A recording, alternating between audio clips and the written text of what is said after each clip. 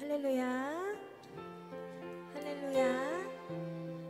12월 31일 주일 3부 예배에 나오신 여러분들을 환영하고 축복합니다. 오늘도 함께 하실 하나님을 찬양합니다.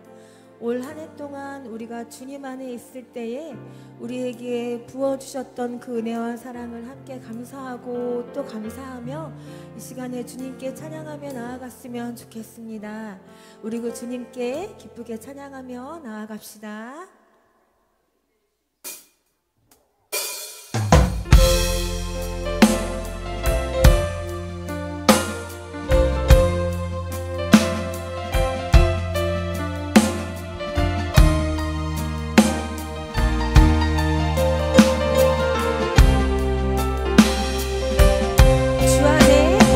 주 안에 있는 나에게 단 근심이 있으랴.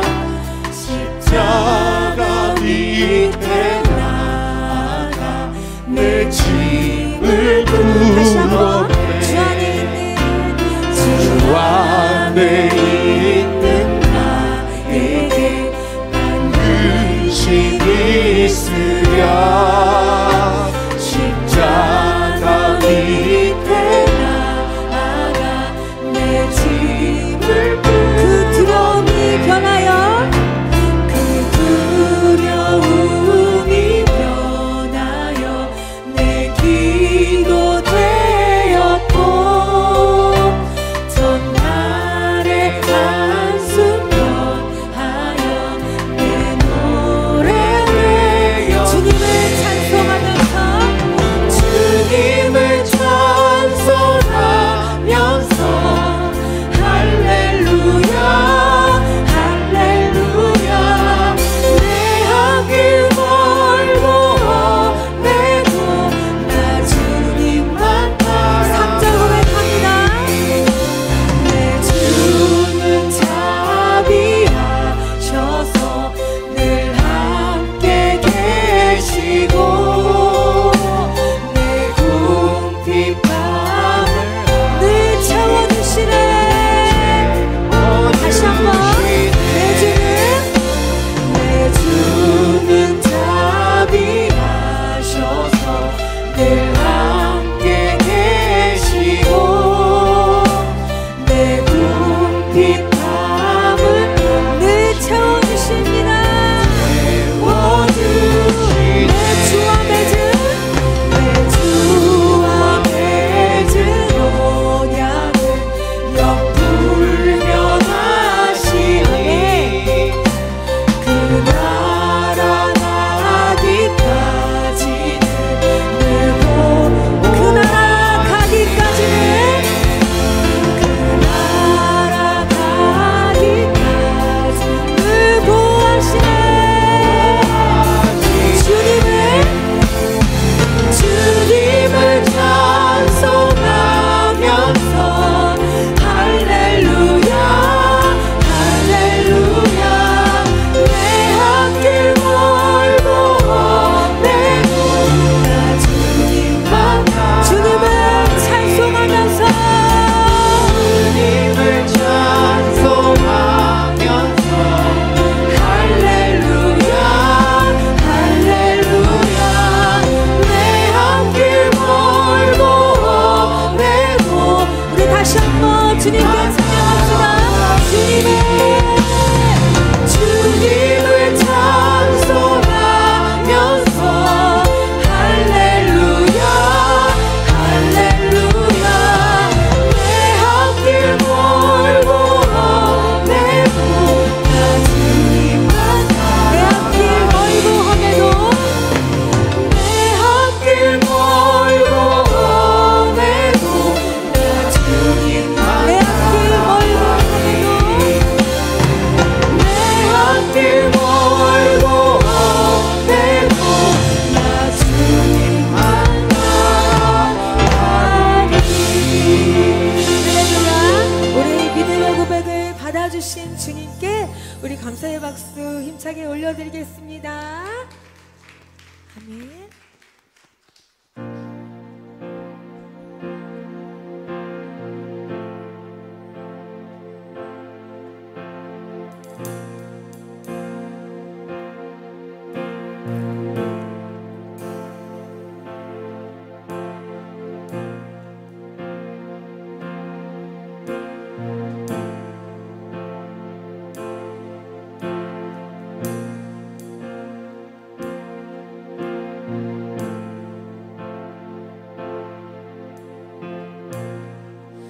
모든 상황 속에서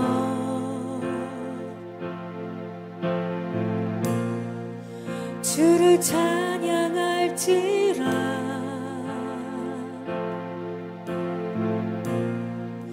주는 너의 큰 상급,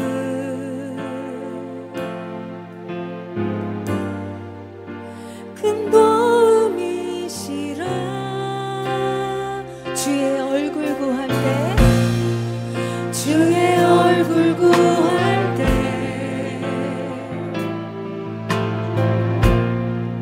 주의 영을 부으사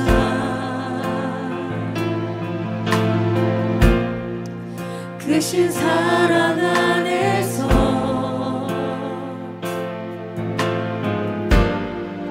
주를 보게 하소서. 내 영혼이 확정되고 확정되어 싸우니 믿음의 눈으로 주를 바라봅니다. 내 영혼이 확정되고 확정되어 싸우니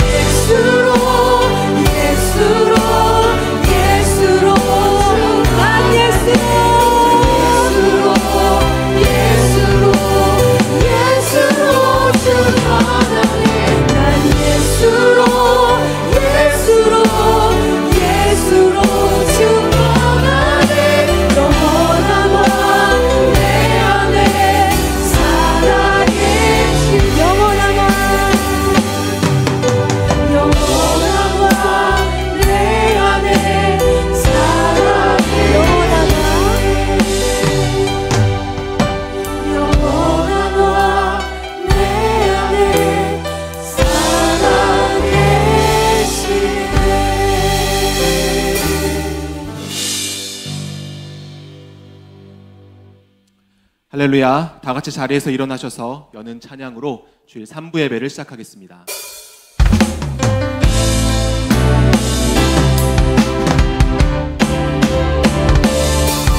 하나님의 부르심에는 후회하심이 없네. 내가 이 자리에 선 것도 주의 부르심이라. 때론 내가 연약해져도 주님 날 도우시니 주의 놀라운 그 계획을 나는 믿으며 살리. 날 부르신 뜻 내 생각보다 크고 날 향한 계획 나의 지혜로 증량 못하나 가장 좋은 길로 가장 완전한 길로 오늘도 날 이끄심 믿네. 오늘도 날 이끄심 믿네. 자리에 앉아주시기 바랍니다.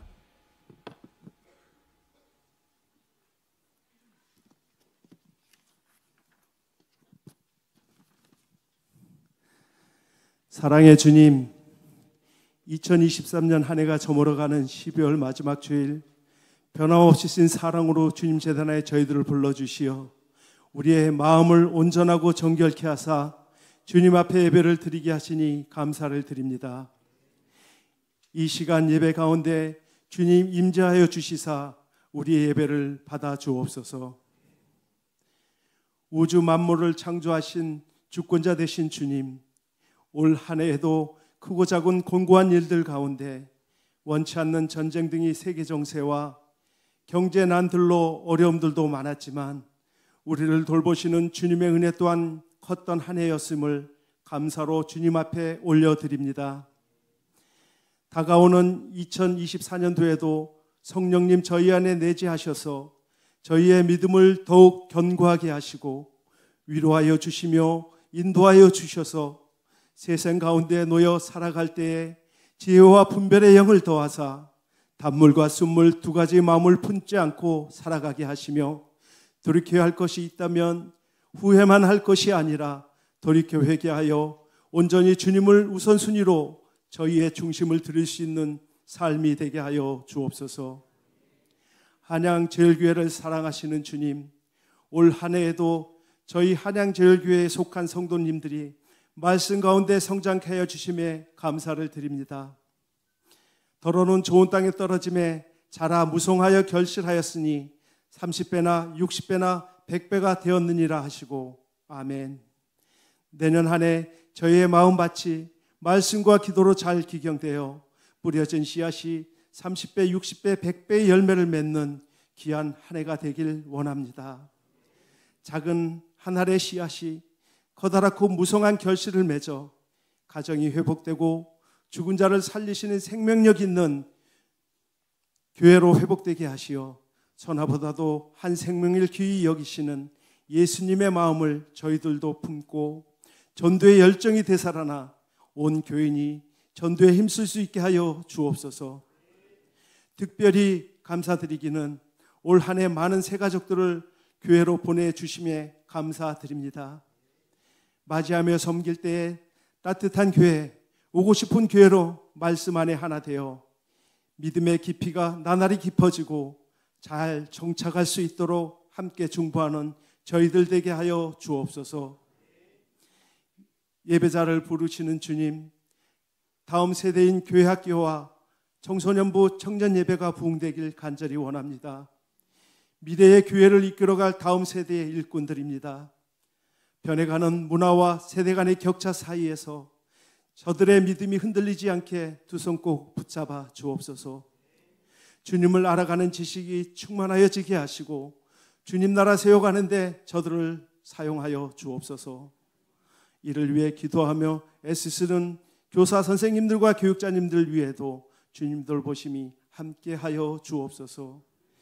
이 시간 귀한 말씀 듣습니다.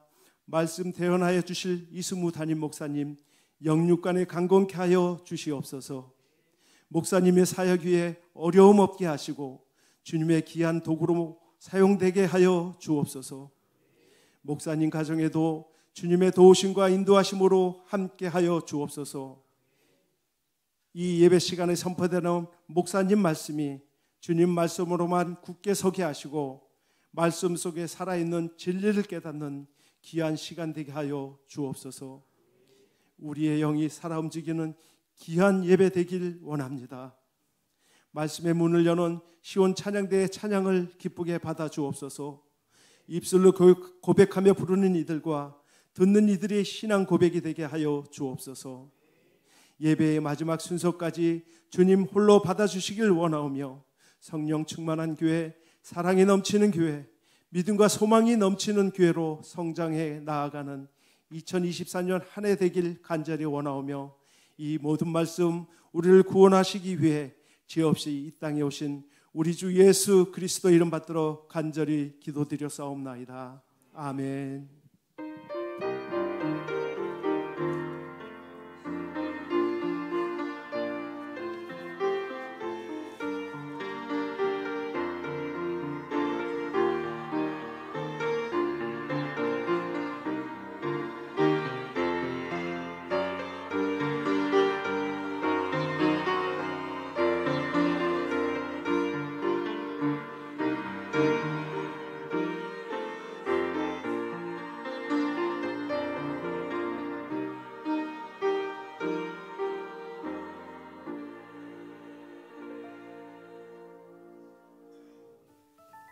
한양제일에 찾아온 소식. 감사함으로 23년도 한 해를 헤아려 보는 오늘 송년 주일입니다. 함께 인사할까요? 모든 것이 은혜입니다. 우리는 먼저 주님의 은혜를 기억합니다. 송구 영신 예배를 오늘 오후 11시 이곳 본당에서 드립니다. 특별히 예배 오실 때 신년 기도 제목 카드를 작성하셔서 가져오시기를 부탁드립니다. 주님의 은혜 안에서 청소년부는 성탄 전날 귀한 어울림의 시간을 가졌습니다.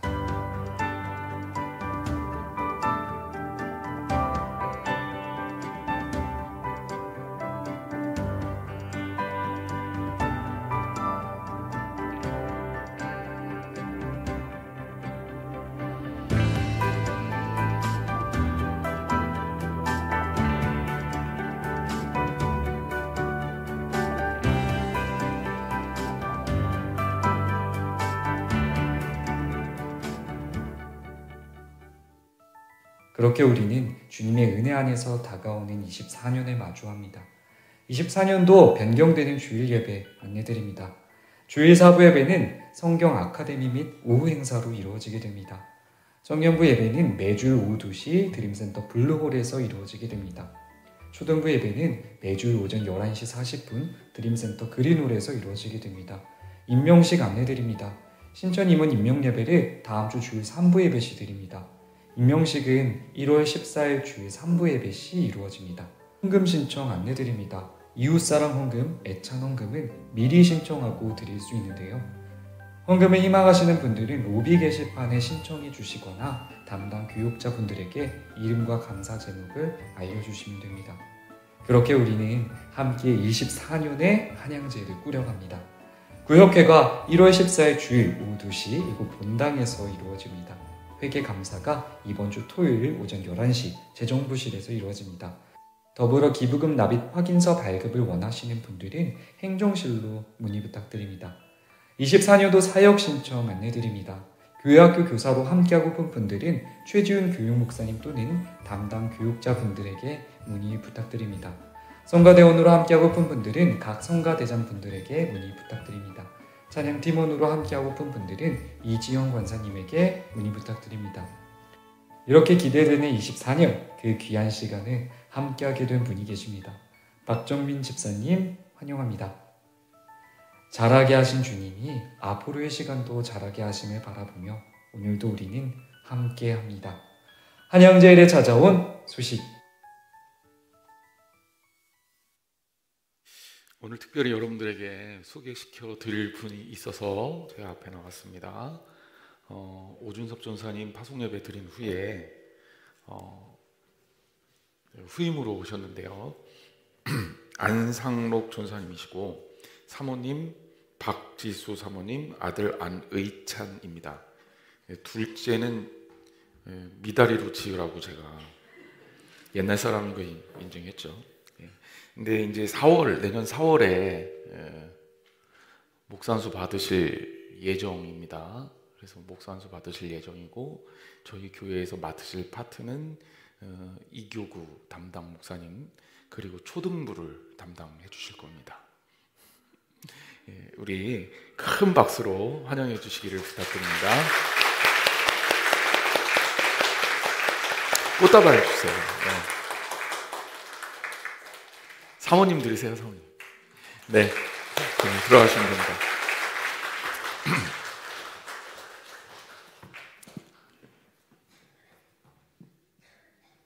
이어서 교회 소식 전해드립니다. 저희 교회 오늘 새 가족께서 등록해 주셨습니다. 전민지 성도님이신데요. 우리 괜찮으시면 뒤에서 잠깐 일어나 주시면 우리 환영의 박수 한번 우리 치도록 하겠습니다. 주님의 이름으로 환영합니다. 네, 감사합니다. 자리에 앉아주시기 바랍니다. 애찬떡 나눔 안내드립니다. 남홍숙 권사님, 친정어머님 고장외영 권사님 장례 감사로 애찬떡을 나눠주셨습니다. 이웃사랑 헌금봉헌 안내드립니다. 유수영 장로님, 송도순 권사님 결혼기념 감사로, 윤덕황, 조원 권사님 주님의 은혜 감사로, 이요엽 권사님 생일 감사로 이웃사랑 봉헌 드리셨습니다. 아름다운 손길 위에 풍성하신 하나님의 은혜와 축복이 함께 하시기를 축원드립니다. 더 자세한 사항은 주보와 홈페이지를 참고해 주시기 바랍니다. 다 함께 찬양 부르시며 준비된 예물 하나님께 드리겠습니다.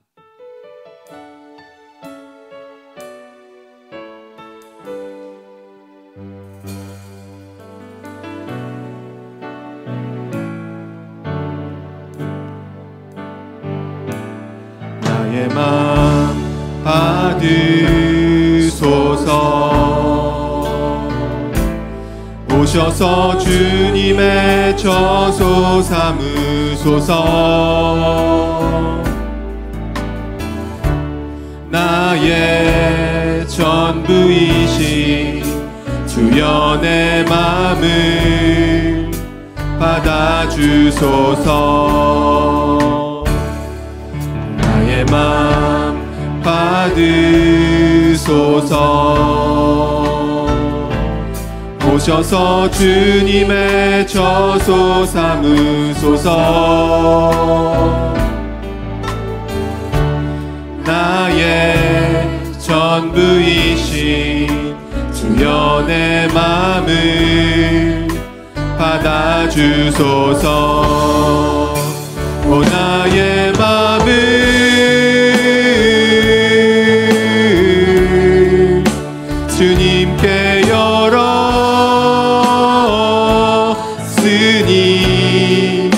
주여 내게 오셔서 내 맘에 거하여 주옵소서.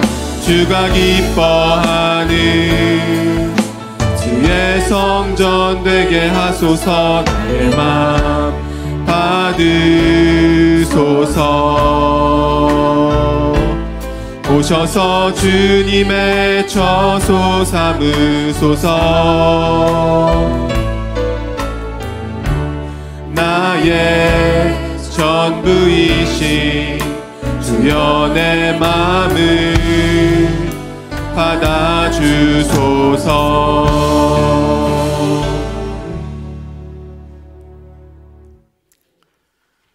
세상 누구보다도 우리를 사랑하셔서 하나님의 자녀로 삼아주시고 이 자리에 주의 말씀을 따라 나오게 하신 하나님 은혜에 감사를 드립니다. 지난 2023년도를 되돌아보며 마지막 날에 서서 다시 한번 주님이 얼마나 우리에게 좋으신 분인지, 우리에게 소중한 분인지를 다시 한번 깨닫고 주님께 예배하러 나오며 또 우리의 마음을 담아 중심을 담아 예물을 드리게 하신 은혜에 감사드립니다. 이 예물 통하여 하나님이 일하셔서 이 땅에 많은 이들이 주의 말씀 듣고 변화되고 구원받는 역사가 일어나게 하시며 사랑하는 성도들은 매일매일 삶 가운데 살아계신 나의 하나님을 통하여 변화된 삶을 간증하고 자랑할 수 있는 놀라운 역사를 이루어 주옵소서.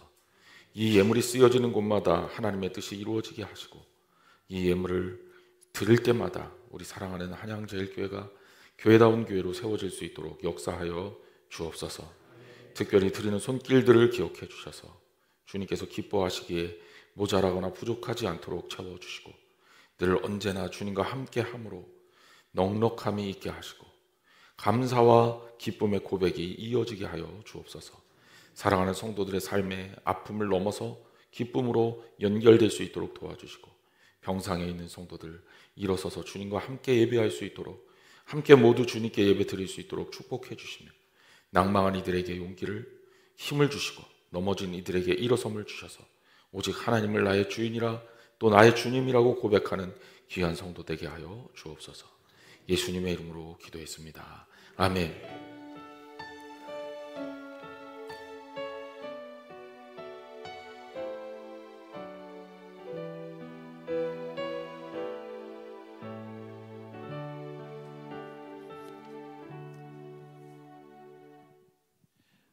오늘 우리에게 주시는 하나님의 말씀은 사도행전 18장 1절부터 11절까지입니다.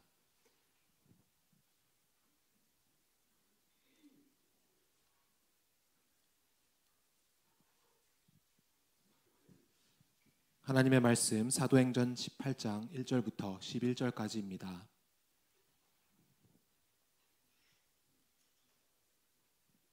봉독하겠습니다. 그 후에 바울이 아덴을 떠나 고린도에 이르러 아굴라라 하는 본도에서 난 유대인 한 사람을 만나니 글라우디오가 모든 유대인을 명하여 로마에서 떠나라 한 고로 그가 그 안에 브리스길라와 함께 이달리아로부터 새로 온지라. 바울이 그들에게 감해 생업이 같음으로 함께 살며 일을 하니 그 생업은 천막을 만드는 것이더라. 안식일마다 바울이 회당에서 강론하고 유대인과 헬라인을 권면하니라. 실라와 디모데가 마게도냐로부터 내려오매 바울이 하나님의 말씀에 붙잡혀 유대인들에게 예수는 그리스도라 밝혀 증언하니 그들이 대적하여 비방하거늘 바울이 옷을 털면서 이르되 너희 피가 너희 머리로 돌아갈 것이요 나는 깨끗하니라. 이후에는 이방인에게로 가리라 하고 거기서 옮겨 하나님을 경외하는 디도 유스도라 하는 사람의 집에 들어가니 그 집은 회당 옆이라. 또 회당장 그리스보가 온 집안과 더불어 주를 믿으며 수많은 고린도 사람도 듣고 믿어 세례를 받더라. 밤에 주께서 환상 가운데 바울에게 말씀하시되 두려워하지 말며 침묵하지 말고 말하라. 내가 너와 함께 있음에 어떤 사람도 너를 대적하여 해롭게 할 자가 없을 것이니 이는 이 성중에 내 백성이 많음이라 하시더라. 1년 6개월을 머물며 그들 가운데서 하나님의 말씀을 가르치니라. 아멘. 시간 시온 성가대의 찬양으로 하나님께 영광 올려드리겠습니다.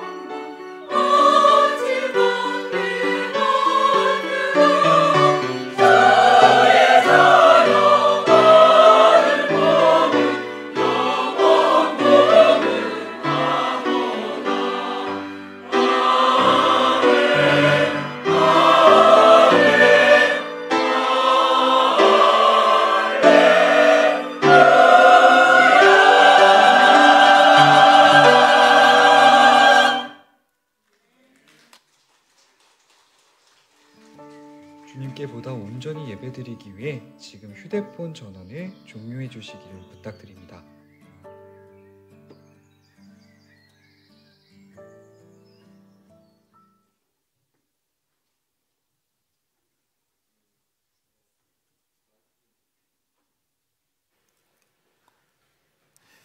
귀한 찬양 감사합니다. 오늘 이 자리에 나오신 사랑하는 성도들을 주님의 이름으로 축복합니다. 2023년도 어떻게 보내셨어요? 이제 2023년이라고 할 날이 내 평생에 딱 몇 시간 안 남았습니다. 너무너무 소중한 시간입니다. 우리 이 시간을 소중하게 보내시기를 주님의 이름으로 축원합니다. 어린 시절에 미로찾기 많이 해보셨죠? 이런 거 아마 많이 보셨을 거예요. 이게 금방 할 수도 있는데요. 이게 막히면 먼 길을 돌아서 가야 되기 때문에 꽤 고생하거든요. 그냥 무심코 길을 따라가다가 길이 막혀서 다시 돌아와야 돼요. 그러면 엄청 돌아서 오랜 시간이 걸리게 됩니다. 이 길을 찾는 것들에 대한 상징인 것과 비슷한데요. 길을 찾을 때는 이런 걸 잘해야 돼요. 잠깐 멈추는 걸 잘해야 돼요. 자, 잠깐 멈춰서 어떻게 우리의 삶이 이어져 왔는지, 또 내가 가야 될 삶은 어떤 것인지 이렇게 생각해 봐야 되는 거죠. 잠깐 멈춤과 돌아봄, 이 단어는 무엇을 의미합니까? 바로 우리가 가야 할 미래에 대한 오늘의 잠깐 동안의 쉼이다. 오늘 이 자리 약간 볼륨 좀 올려주세요. 오늘 이 자리 2023년도 12월 31일이죠. 오늘 같은 날 우리의 과거, 올해 한 해를 좀 돌아보고, 그리고 내년에 어떻게 살아야 될 것인가에 대한 구체적인 생각을 해보는 너무나도 소중하고 중요한 시간입니다. 그런 면에서 묘하게 올해 새해 첫날하고 새해 마지막 주일하고 이렇게 다 있는 날이잖아요, 그렇죠? 그래서 저하고는 조금 있다가 또 만나야 되고요. 그리고 나서 한 해가 바뀐 다음에 잠깐 또 보셔야 돼요. 그러니까 그 소중한 시간들을 여러분들이 가지는데 의미 있는 시간들로 만드시기를 주님의 이름으로 축원합니다. 사도행전을 쭉 가다가 한 2주 교회 절기기도 하고 또 파송 예배도 있고 그래서 멈췄었죠. 다시 사도행전 강해로 돌아옵니다. 바울의 아레오바고 설교까지 했었는데 기억나시죠? 아레오바고 설교 어디서 했었나요? 바울이 다 이렇게 반납하셨나요? 아테네에서 했죠. 아덴에서 했죠. 아덴에서 바울이 아레오바고에서 설교를 한 후에, 그리고 나서 바울이 어디로 향하냐면 고린도라는 도시로 향합니다. 지도를 띄워줘 보세요. 여러분 파란색 원으로 이렇게 표시한 데가 아덴이고요. 그리고 서쪽으로 이동해서 빨간색 원으로 표시한 데가 고린도입니다. 이 고린도는요, 되게 크리스찬들에게 익숙해요. 왜냐하면 신약 성경에 고린도 전 후서가 있기 때문이에요. 그래서 성경이 많이 나옵니다. 그리고 또 한 걸음 더 얘기하면 생각해 볼 것이 꽤 많은 도시입니다. 왜냐하면 이 당시만 해도요, 아테네보다 고린도가 훨씬 컸어요. 자, 고린도를 좀 집중적으로 키워온 지도를 보여주세요. 고린도, 이거 오늘날 지도인데요. 코린트라고 돼 있죠. 저기가 신고린도고요. 그 앞에 아크로 코린토스라고 있잖아요. 요 부근이 그 당시에 번화했던 유적이 있던 곳입니다. 그리고 고린도 운하로 이 필로폰네소스 반도에 위치한 그 고린도와 그리고 이 아덴 지방이 이렇게 잘려 있죠. 그러니까 고린도는 아덴의 서쪽 64km 지점에 있는 필로폰네소스 반도에 위치한 당시의 아가야의 수도였고요. 자, 보세요. 전체 어떤 지도를 보면 그 급격하게 육지가 좁아지면서 이런 곳으로 어떻게 되겠어요?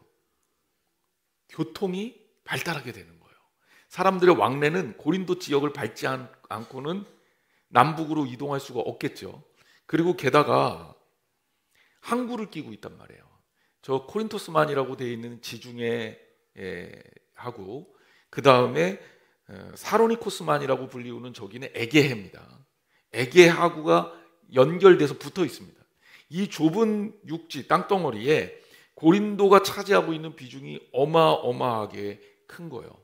그래서 저 운하는요, 뭐 사실 만들어진 지가 얼마 안 됐어요. 1900년대 초반에 완공이 됐는데 세계 3대 운하라고 불리우는 고린도 운하거든요. 그런데 이 운하는 계획이 언제 됐었냐? 네로 황제 때, 로마 시대 때 계획이 됐었다 그래요. 그러니까 그만큼 이 지역은 꼭 로마로서는 필요한 지역이고 중요한 지역이고 발전할 수밖에 없는 그런 지역인 겁니다. 고린도 운하를 한번 보여줘 보세요. 저희 직접 봤는데 굉장히 협곡 형태로 그 폭은 좀 좁지만 굉장히 깊게 이렇게 반듯하게 운하가 파여 있습니다. 여러분, 제가 돈이 없어서 그렇지 돈만 있었으면 여기다가 투자했을 것 같아요. 왜냐하면 투자는 이런 교통의 요지에다 해야 합니다. 그렇다고 진짜 하지 마세요. 자, 고린도는요, 제가 이렇게 농담을 할 정도로 엄청나게 발전한 도시가 되고요, 당대 별명이요, 헬라스의 별이에요. 그러니까 이 헬라의 별이라고 불리울 정도로 가장 발전하고 번성한 도시입니다. 생각해 보세요. 이제 한국까지 끼고 있는 남북 동서 교역로의 중심, 교통의 요지다. 그러면 당연히 여기에 이 사람 저 사람 정말 많은 사람들이 모이겠죠. 그래서 정말 수많은 종족들이 여기에 모여 살았다고 합니다. 당연히 상업이 발전하고요, 문화도 발전하고요, 그리고 도시도 발전하고요, 그리고 정말 화려한 문명을 이루게 되는 겁니다. 사진을 보면요, 엄청난 발전이 어떻게 이루어졌는지를 미루어 짐작할 수가 있습니다. 여기는 그 목욕탕 자리예요.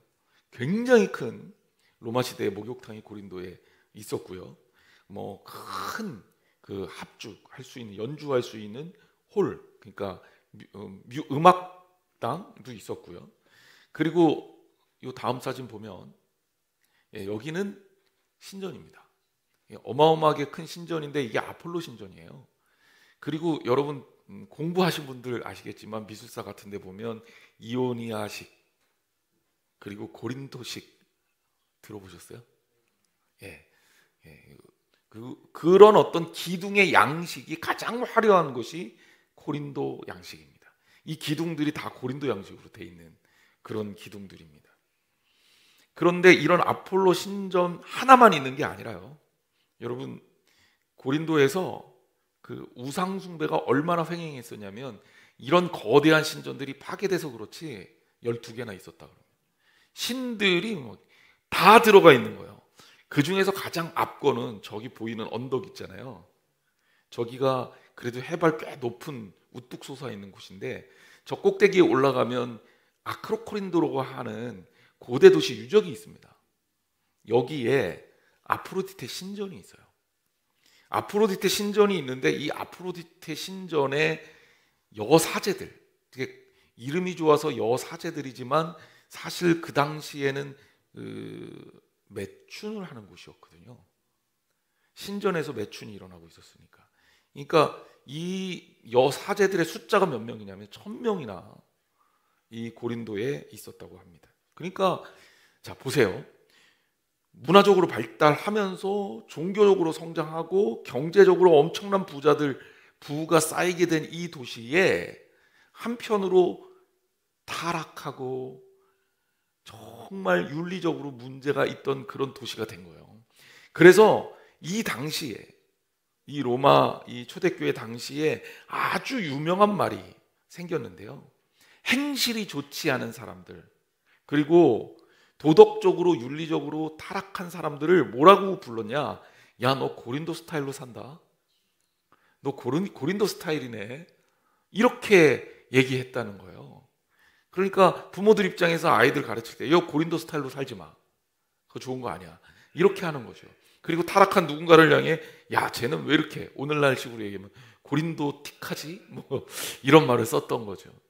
그러니까 그 당시 기준으로 봤을 때 이 고린도가 어떤 도시였는지 여러분 짐작이 좀 되나요? 어마어마한 발전을 하고 항구가 발달하고 문화가 쌓이고 돈과 돈이 쌓이고 수많은 사람들의 상업과 교육이 이루어지고 문명이 쌓이고 그리고 거기에 우상 숭배가 횡행하고 그것뿐만 아니라 윤리적으로 타락하고 음탕한 도시가 된 겁니다.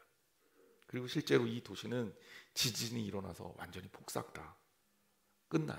그리고 신고린도라고 하는 새로운 지역의 도시가 건설돼서 지금은 사실은 고린도가 그렇게 별 볼 일 없습니다.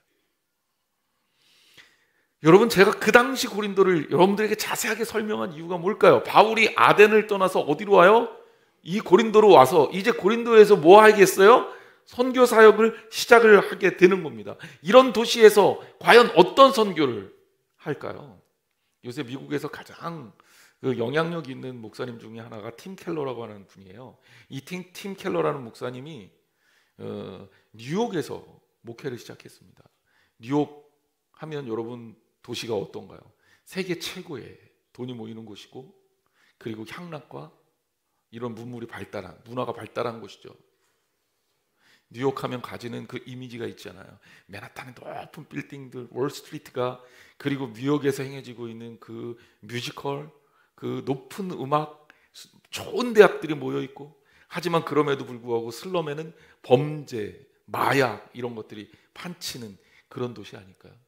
그런데 이 팀 켈러 목사님이 그 뉴욕 북부에서 정말 멋진 교회를 목회를 해가고 있습니다.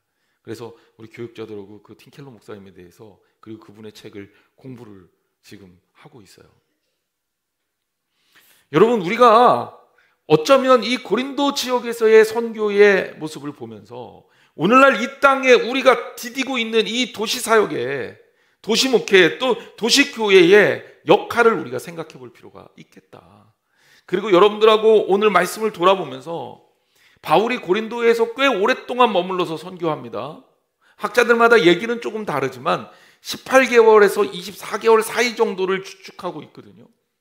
그러니까 바울의 선교 여행 중에 1년 6개월 이상을 머물러 있던 도시가 고린도예요.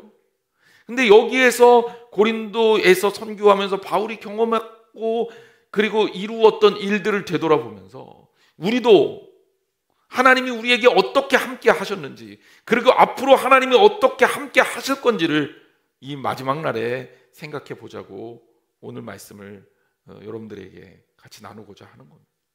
자, 바울은 이 고린도에서 어떤 경험을 했을까요? 첫 번째, 저는 사람이라고 주제를 정해봤습니다. 바울은 이곳에서 정말 귀한 동역자를 만납니다. 그 동역자의 이름이 뭐냐? 아굴라. 그리고 아내 이름은 브리스길라요. 여러분 교회 다녀보셨으면 아굴라와 브리스길라, 브리스가 아굴라 이 얘기 들어보셨죠? 그죠? 여러 번 나옵니다. 왜냐하면 그만큼 이 사람들이 정말 바울을 많이 도와줬어요. 그리고 바울의 소위 말해서 옆에서 사도는 아니지만 평신도 사역자로 정말 동역을 했다고 이야기할 수 있을 정도로 훌륭한 동역자였습니다. 오늘 말씀은 이들을 이렇게 소개합니다. 사도행전 18장 2절 말씀인데요. 아굴라라 하는 본도에서 난 유대인 한 사람을 만나니 글라우디오가 모든 유대인을 명하여 로마에서 떠나라 한 거로 그가 그 아내 브리스길라와 함께 이달리아로부터 새로 온지라. 바울이 그들에게 감해 생업이 같음으로 함께 살며 일을 하니 그 생업은 천막을 만드는 것이더라. 아굴라를 소개하면서 본도에서 난 유대인이다 이렇게 소개합니다. 유대인이고요. 본도는 소아시아 북부 지역에 있는 도시입니다. 그런데 이들이 어디서부터 왔냐면 이달리아에서 왔다. 그런데 글라우디오가 이 이달리아에서부터 고린도까지 온 이유가 뭐냐면 글라우디오라는 황제가 유대인을 명해서 니네들 로마에서 떠나라는 칙령 때문에 명령 때문에 어쩔 수 없이 고린도로 와서 자리를 잡았다 이렇게 얘기를 하고 있는 겁니다.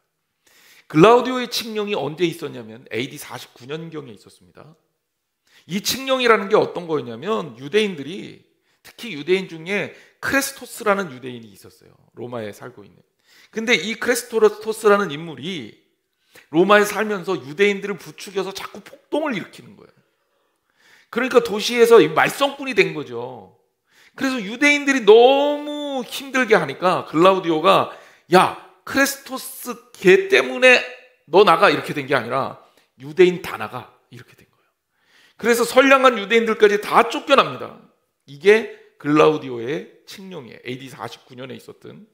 이 일 이후에 1, 2년 지난 타이밍에 바울이 고린도를 갔던 것 같고 고린도에서 이 아굴라와 브리스길라를 만난 것으로 추정이 됩니다.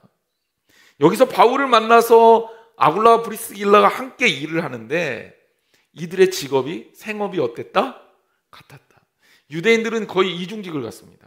그리고 바울의 고향은요, 이 옷감, 천, 가죽 이런 것들로 유명한 동네예요.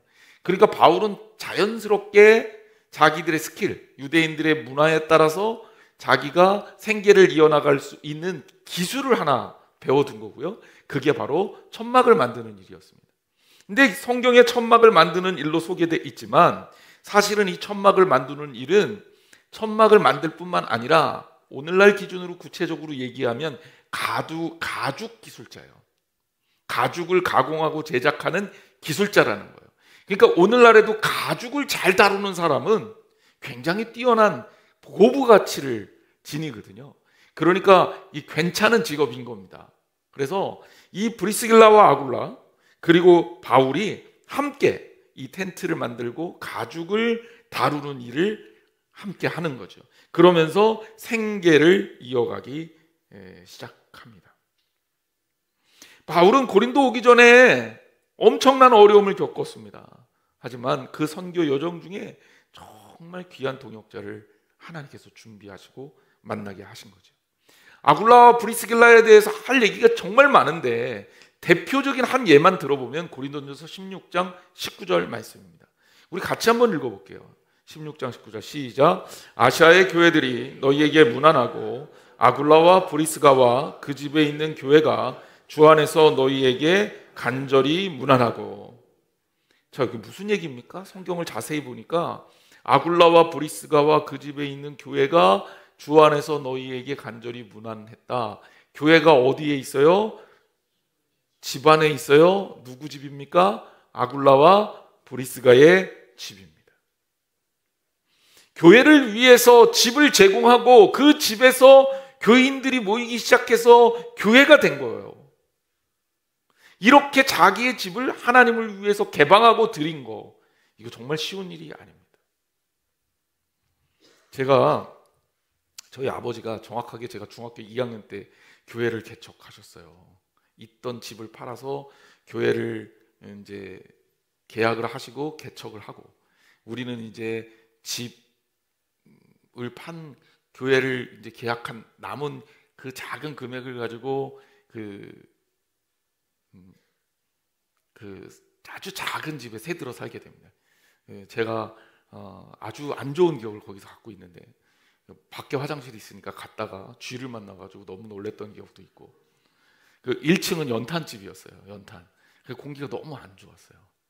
그래서 제가 그 집에서 처음으로 안경을 씁니다. 눈이 정말 좋았는데 갑자기 눈이 나빠져서 안경을 써요. 그리고 나서 이제 교회가 부흥이 됐어요. 그러니까 교회가 이전을 했는데, 역시 교회를 이전을 하고 큰 데로 가다 보니까 돈이 좀 더 모자랐던 거죠. 그래서 그때는 어떻게 했냐? 저희 살고 있던 집을 다 팔고 전세금 다 빼서 이제는 교회 안으로 들어갔습니다. 그래서 크게 기역자 모양의 교회였는데 2층이에요. 근데 이쪽 기역자에는 교회 본당으로 쓰고요, 이쪽 기역자는 교육관 및 사택으로 쓴 겁니다. 근데 교회가 부흥이 되면 당연히 교육관 및 사택할 때 교육관이 개척교회인데 얼마나 크겠어요. 뭐 제 기억에는 우리 영화부실 정도 사이즈밖에 안 됐었던 것 같은데, 거기 교육관이었다가 교회 학교가 늘어나니까 당연히 또 사택을 내놔야 되는 입장이 된 거예요. 그래서 저는요, 그 예민한 고등학교 시절에 방이 주일날 주말만 되면 없어졌어요. 그럼 갈 데가 없어, 갈 데가. 그리고 어떻게 해야 돼요? 주일날 제 방을 내놔야 되잖아요. 거기 와서 분방 공부하고 그러니까. 그건 또 그럼 원치 않는 청소를 해야 된단 말이에요. 그러다가 또 뭐 없어지면 그 진짜 스트레스 받는 거예요. 이거 말로 못한. 제가 입이 이만큼 나와서 다녔던 기억이 나요. 그러니까 제가 이걸 보면서 마음이 좀 그런 거예요. 브리스가와 아굴라는 저희 집보다는 좀 낫겠죠, 형편이. 하지만 이게 보통 일이겠습니까? 여러분, 저는요, 하나님의 일을 하는 거에는 이와 같이 희생이 좀 필요하다 생각해요. 뭐 희생을 해라, 제가 이렇게 강요할 수는 없지만요, 적어도 주님의 길을 따르고 주님의 길을 함께 가는 동역자가 된다는 것은 말로 하는 게 아니라 내가 이렇게 살고 있는데 내가 살고 나서 나머지 여력이 있어서 이렇게 돕는다, 이런 차원의 얘기가 아니라 먼저 하나님의 일을 생각할 줄 알아야 되는 거예요.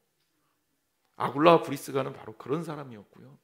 그의 집을 그렇게 바울의 사역을 위해 내어놓아 교회로 모이게 됐고요. 고린도 교회는 비록 문제가 많았지만 대형 교회로 성장하게 됩니다. 그 문제라는 게 고린도전서에 나와요. 하지만 그거 뭐 복잡하니까 얘기는 다 할 수 없지만 교회가 부흥해서 대형 교회로 성장하고요, 꽤 큰 교회가 돼서 다른 교회들을 돕는 교회로 자라게 됩니다. 여러분 생각해 보세요. 이 바울의 신앙 여정에 아굴라와 브리스가가 얼마나 커다란 힘이 됐을까요? 우리는 하나님께서 꼭 필요한 곳에 그분의 일을 하시기 위해 필요한 사람을 보내주셔서 일하시는 것을 성경을 통해 정말 많이 봅니다. 바울의 여정도 보면 다메섹에서 눈이 안 보이고 식음을 전폐하고 있을 때 하나님이 아나니아라는 선지자를 보내주셔서 바울의 눈을 뜨게 하시고 그가 사역을 시작할 수 있게 하셨죠. 초기에 예루살렘에 있는 사도들하고 관계가 어려울 때 바나바를 통해서 중재하게 하셨죠. 그리고 또 그 바나바와 함께 1차 전도 여행을 우리가 이미 배운 대로 그렇게 다닌 거 아닙니까? 구브로섬을 통해 갖고. 안디옥에서는 신라 만나서 2차 전도 여행 갔죠. 루스드라에는 디모데를 만나서 아들처럼 여기고 훌륭한 목회자로 세우게 되는 계기가 됐고 전도 사역에 동행하게 됐죠. 빌립보에서는 누구 만났습니까? 루디아 만났잖아요. 빌립보에서는 루디아 만났죠. 그리고 이곳 고린도에서는 누구 만난 거예요? 아굴라와 프리스길라를 만난 거예요. 가는 곳마다 하나님은 필요한 동역자를 준비해서 바울의 선교를 돕게 하셨습니다. 여러분, 우리가 이 자리에서 그냥 만난 게 아니에요. 하나님께서 만나게 하신 겁니다. 근데 하나님께서 만나게 하신 그 뜻을 이룰 수 있어야 할 거 아니에요. 여러분, 우리 스스로에게, 우리 서로에게 아굴라와 브리스길라와 바울과 같은 동역자가 되기를 주님의 이름으로 축원합니다. 아마 2023년도를 돌아보면 여러분들 주변에 여러분들에게 주신 사람들이 있을 거예요. 그분들과 함께 주님의 뜻을 내년에도 이뤄가시는 저와 여러분이 되시기를 주님의 이름으로 축원합니다. 두 번째, 하나님께서 바울에게 바울의 사역하는 동안 어떤 것을 주셨냐? 하나님 말씀을 주셨다. 자, 바울은 이렇게 텐트 메이커를 하면서 생계를 이어나가고 안식일이 되면 유대 사람들과 헬라 사람들에게 하나님 말씀을 전합니다. 그리고 그러던 중에 드디어 실라와 디모데를 만나요. 오래 걸렸죠. 그때 바울이 하나님 말씀에 붙들립니다. 그래서 유대인의 회당에서 이렇게 전하는 거예요. 사도행전 18장 5절 말씀 보세요. 실라와 디모데가 마케도니아로 내려오매 바울이 하나님 말씀에 붙잡혀 유대인들에게는 예수 그리스도라 하는, 예수는 그리스도라 밝히 증언하니 그랬어요. 자, 여기서 중요한 단어가 뭡니까? 바울이 무엇에 붙잡혔다? 하나님의 말씀에 붙잡혔다. 바울은요, 하나님의 일을 함에 있어서도 늘 언제나 말씀의 사람이었다.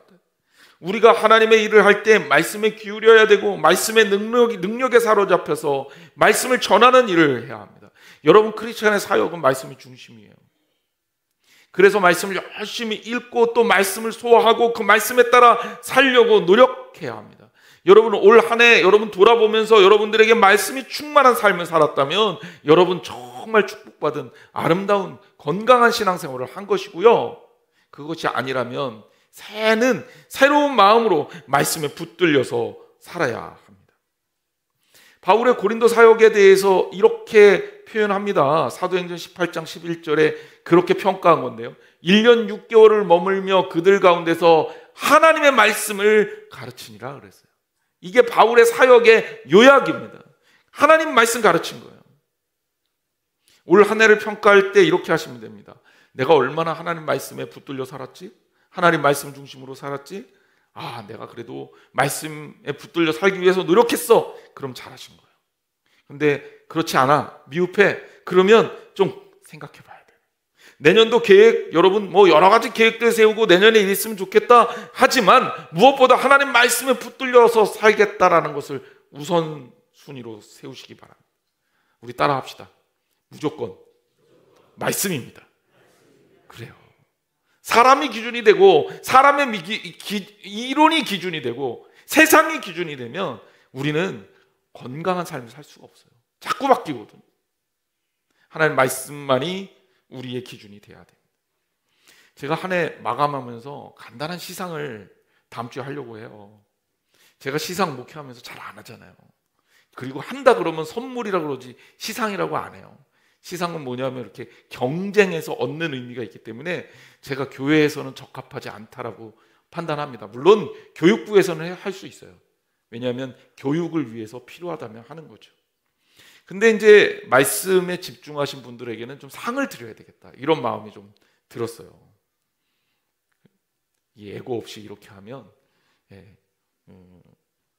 불만이 있는 분들이 생길 수도 있는데, 어쨌든 2023년도에 여러분 주보에 매주 속지로 껴있던 문제 기억하시나요? 이거 다 모아서 푸신 분들이 있어요. 그런 분들은 상 줘도 되겠죠? 예, 다음 주까지 가져오세요. 특별시상을 하겠습니다. 혹시 전도사님 이전에 있던 거 다 뽑아주세요, 나 지금 할래요, 그러지 마시고, 그런 분들은 내년에 열심히 합시다. 내년에도 주보에 속지가 나갑니다. 여러분 말씀 사모하시고 귀하게 여기시는 것 상 드려도 될 것 같아서, 그래서 다음 주에 모아오시면 시상을 하겠습니다. 어쨌든 올해는 이걸로 마감. 근데 중요한 건 뭐다? 말씀이다. 꼭 기억하시기를 주님의 이름으로 축원합니다. 그래서 바울은 그의 사역에 있어서 첫 번째는 사람을 만나서 축복된 길을 갔고, 두 번째는 하나님께서 베푸신 성령의 역사에 의한 말씀에 사로잡힌 사역을 할 수가 있었어요. 이게 하나님의 일에 가장 중요한 기준입니다. 그리고 세 번째는 배경이에요. 우리 내년도 표를 미리 붙였어요. 여러분들한테 기대를 하라고. 사실 기대를 하라고 하기보다는 크리스마스 표를 계속 붙일 수가 없으니까 조금 일찍 바꾼 겁니다. 옥토에 뿌려진 씨앗처럼이잖아요. 이게 이제 우리의 배경이라 이 배경색 고르고 이 디자인 나누고 애도 먹었는데 내년도엔 주로 녹색이 많이 나갑니다. 왜냐하면 우리가 성장과 성숙과 그런 자라남을 상징하기 위해서 녹색을 많이 선택할 겁니다. 바울이요, 2차 전도 여행 중에 고린도에서 꽤 오랜 기간 동안 머물러 있었는데요, 고린도에 와서도 사실 무척 고생을 합니다. 6절 말씀 보세요. 우리 같이 한번 읽어볼게요. 시작. 그들이 대적하여 비방하거늘 바울이 옷을 털면서 이르되 너희 피가 너희 머리로 돌아갈 것이요 나는 깨끗하니라. 이후에는 이방인에게로 가리라 하고. 여러분 내용을 좀 읽으면서 어떤 마음이 느껴집니까? 바울이 지금 힘듭니까? 편안합니까? 지금 힘든 거예요. 스트레스 받았어요. 왜냐하면 바울이 마케도니아 선교하겠다고, 유럽 선교하겠다고 한 게 아니에요. 하나님이 마케도니아로 보내신 거예요. 그리고 아가야 지방까지 이르렀죠. 여기까지 오는 그 중간중간에 바울이 계속 쫓겨다녔어요. 가는 곳마다 쫓겨다녔습니다. 빌립보, 데살로니가, 베레아, 아덴, 고린도까지 왔는데, 정말 이곳에서 고린도에서 이제 아가야 지방의 수도 고린도까지 왔는데 유대인들이 여기서도 말을 안 들어요. 복음을 전하는 것마다 방해하고 고발하고 괴롭혔다는 거예요. 그러니까 바울이 지친 거예요. 하나님의 일을 한다고 늘 언제나 여러분 편안하고 힘이 안 들 거라고 생각하지 마세요. 어렵습니다. 바울이 실망하고 힘든 거예요. 저야 우리 이 말씀 전하면 아멘으로 응답해 주시는 우리 사랑하는 교인들이 있으니 그래서 힘들게 설교 준비해도 주일날 여러분들이 함께 예배하면서 기쁨과 즐거움과 감사함이 넘치지만, 바울이 이렇게 열심히 전달했는데 욕이나 먹고 비방이나 듣고 심지어 끌려다니고 고소당하고 이러면 얼마나 힘들까요? 본문도 그런 거예요. 대적하여 비방했다 그랬어요. 연말이 되면 교회에 이제 여러 가지 얘기들이 나오는데 좋은 소식이 좀 들려야 되는데 요즘에 분위기가 별로 좋지 않은 것 같아요. 그 나쁜 소식이 자꾸 들려요. 섬기고 사랑하고 서로 이해하고 존경하고 품고 이런 분위기가 아니라 다투고 문제 삼고 심지어 고소하고 고발하고, 얼마나 많은 성도들이 상처를 받는지 모릅니다. 이런 와중 중에 얼마나 많은 목회자들이 낙담하고 실망하는지 모릅니다. 한 가까운 후배 목사님께 하고 통화가 됐어요. 그런데 이 얘기 저 얘기 하다가 올 한 해 어떻게 보내냐 그러면서 내년에도 열심히 하자 이런 얘기 하는데, 저한테 한 얘기가 뭐냐면 목사님, 나는 교인들이 무서워요. 그래요. 교인들이 무섭대요. 아니, 사랑해도 부족할 판에 교인들이 왜 무섭냐? 안 그래도 마음이 무척 여린, 근데 정말 열심히 하는 착한 목사님의 진짜 성품이 너무 좋아요.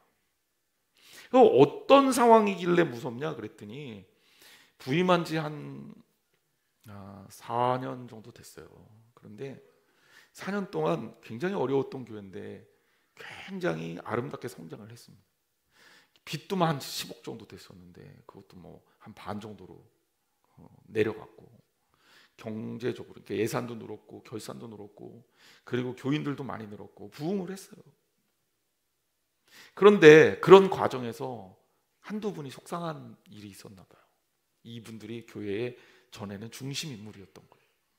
그런데 이분들이 이제 좀 소외감을 느꼈는지 목사님을 내보내야 되겠다.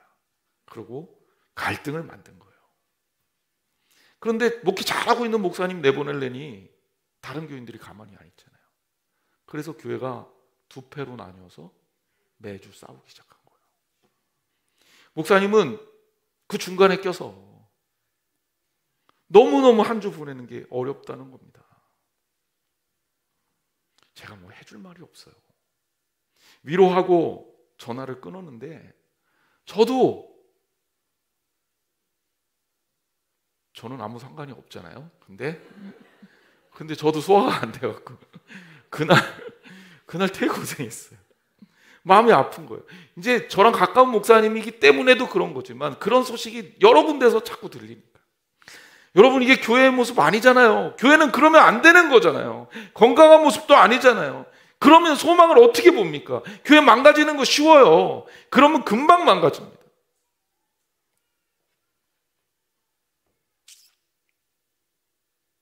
바울이요, 이렇게 내가 옷에 먼지를 떨면서 너희들이 이제 상대 안 하고 나 이방인한테 갈 거야, 이런 정도라면 바울이 유대인에게 애정이 얼마나 많은지 모르거든요.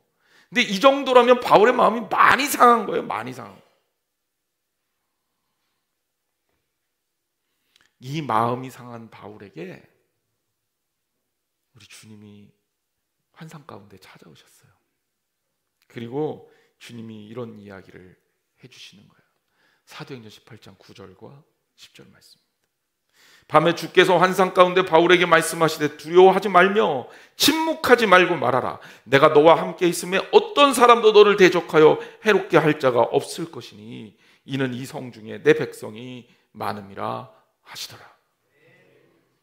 여러분, 고린도는 영적으로 타락한 도시라 그랬잖아요. 여러분, 고린도는 윤리적으로 타락한 도시라 그랬잖아요. 정말 소돔과 고모라를 방불케 하는 그런 도시잖아요. 그래서 그것을 바라보며 낙담할 수밖에 없는데 하나님은 바울을 위로하시면서 이 성 중에 내 백성이 많다고 그렇게 주장하시고 가르치신 거예요. 저는 주님을 위해서 열심히 일하신, 그렇지만 그 벽에 부딪혀서 실망하신 성도들이 있다면, 또 목회자가 있다면 이 본문을 들려드리고 싶습니다. 두려워하지 마세요. 하나님이 함께 하십니다. 내가 너와 함께 하시겠다고 주님께서 선언하십니다. 그러니 하나님 말씀 전하는 일에 최선을 다하세요. 그리고 하나님께서 너를 대적하여 해롭게 할 자가 없다. 내가 너를 지키겠다 선언하십니다. 사랑하는 성도 여러분, 오늘 만약에 올해 하나님 나라를 위해서 한 걸음이라도 주님의 방향으로 발걸음을 떼신 분이 있다면 어떤 일이 있더라도 낙담하지 마시고 이 말씀 통해 위로받으시기를 바랍니다. 하나님은요, 여러분과 함께 하십니다. 하나님은요, 여러분 지켜주십니다. 하나님은 우리의 백그라운드예요. 우리가 이제 은어적으로, 다른 표현으로 쓰는, 은유적으로 쓰는 이 배경이 뭡니까? 하나님이 나를 지켜준다는 거 아니에요. 넘어져도 쓰러지지 않아요. 일어설 수 있습니다. 여러분, 어떤 세력도 우리를 무너뜨릴 수 없습니다. 우리 하나님께서 지키시는 한 사람 한 사람이 되기를 주님의 이름으로 축원합니다. 그리고 우리 교회, 하나님께서 지키시는 교회가 되기를 주님의 이름으로 축원합니다. 2023년을 보내면서 2024년을 맞이하는 마지막 주일에 사도행전 18장 고린도서의 바울의 사역은 여러 가지 의미에서 우리를 더욱 생각하게 만듭니다. 오늘 그냥 말씀 그대로 읽어가면서 고린도에서 바울에게 주신, 하나님께서 주신 것들에 대해서 저는 생각해 보았어요. 잘 생각해 보니까 사람을 주셨고 하나님 말씀을 도와여 주셨고 그리고 든든한 백그라운드가 되어 주셨구나. 이것을 통해 바울은 용기를 얻어서 사역을 또한 이어나갈 수 있게 됐고 고린도에는 멋진 교회가 세워질 수 있게 되었구나. 역시 우리도 마찬가지겠구나. 사랑하는 성도 여러분, 2024년도에 어떤 해를 원하십니까? 하나님께서 고린도에서 바울에게 주셨던 그 18개월 동안 함께 하셨던 그 하나님의 역사 너무 멋지지 않나요? 우리 이렇게 기도합시다. 하나님이 함께 할 수 있는 동역자 주세요. 근데 여러분, 바로 하나님께서 들어주셨습니다. 좌우 옆에 보세요. 여러분들의 동역자고 여러분과 함께 하나님의 일을 감당할 사람. 하나님 말씀에 붙들린 사람 되게 해주세요. 이렇게 기도하잖아요. 여러분, 하나님 말씀이 오늘 주어졌습니다.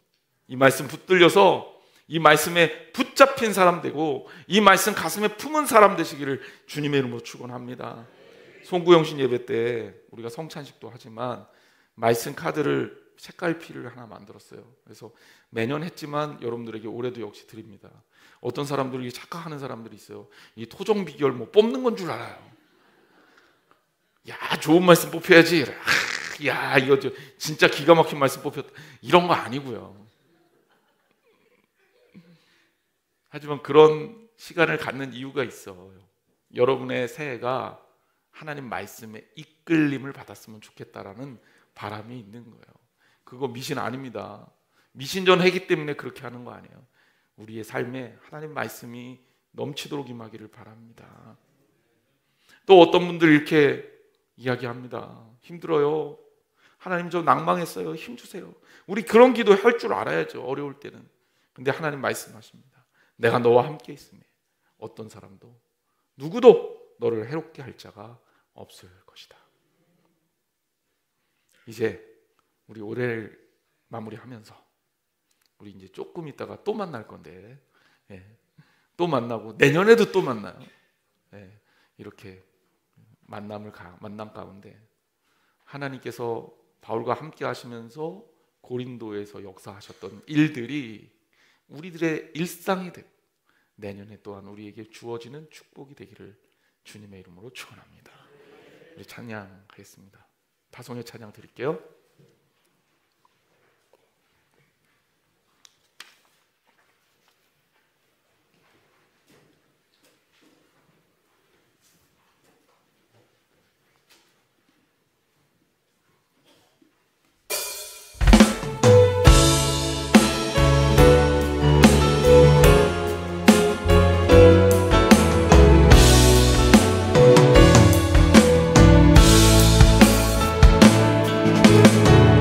이 땅의 내 삶이 비록 버겁더라도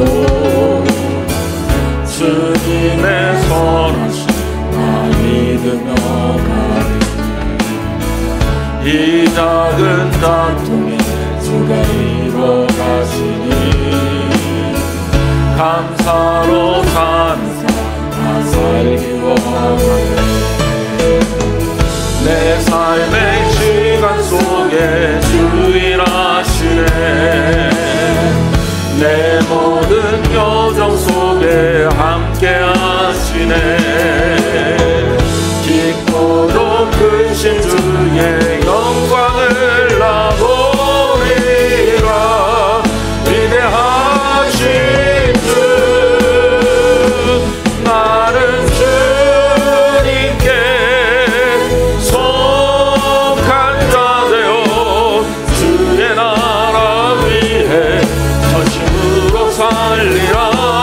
주의 마음에 합한 자 되어 맡기신 소명 이루리. 나는 주님께 속한 자 되어 주의 나라 위해 전심으로 살리라. 주의 마음에 합한 자 되어 맡기신 소명 이루리. 오늘 우리에게 주시는 하나님의 은혜를 기억합니다. 특별히 우리가 필요할 때 사람 보내주시고 우리가 능력이 없을 때 말씀을 통해 은혜를 있게 하시며 힘없고 낭망했을 때 위로해 주시는 하나님의 사랑을 신뢰합니다. 그 사랑 가운데 주님이 나의 하나님이시고 나의 아버지시고 나와 함께 동행하신 이며 성령님으로 임하셔서 돕는 이로 보혜사로 함께 하심을 고백합니다. 예수 그리스도의 구원에 대해 감사하며 올 한 해 또한 하나님께 은혜로운 삶의 고백을 드리고 내년도에 주님과 함께 할 것을 다짐하는 우리들이 되게 하여 주옵소서. 이제는 우리 주 예수 그리스도의 은혜와 하나님 아버지 놀라우신 사랑하심과 성령님께서 이끌어 주시는 교제하심이 오늘 예배 가운데 하나님께 붙들린 하나님의 사람으로 살기를 결단하며 돌아가는 사랑하는 성도들 머리 위에 영원토록 함께 하기를 축원하옵나이다. 아멘.